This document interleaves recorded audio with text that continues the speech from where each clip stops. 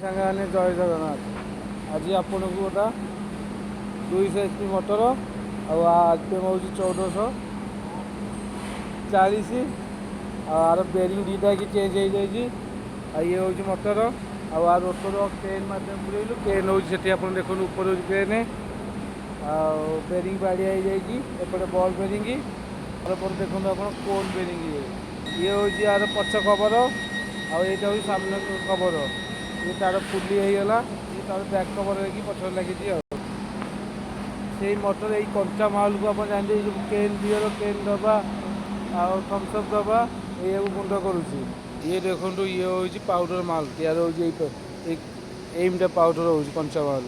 ତାପରେ ଭାଟିକି ଯାଇକି ମେଲ୍ଟ ହେଉଛି। ଦେଖନ୍ତୁ ପିଲାମାନେ କାମ କରୁଛନ୍ତି ଏଇ କଞ୍ଚା ମାଲ ଦେଖନ୍ତୁ।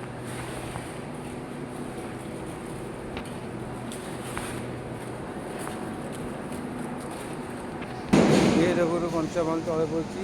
ଇଏ ତା ମେସିନ୍ ଏଇ ମେସିନ୍ ସାହାଯ୍ୟରେ କଟିଂ ହେଇକି କଞ୍ଚାମାଲ ତଳେ ପଡ଼ୁଛି। ତଳେ ପଡ଼ିକି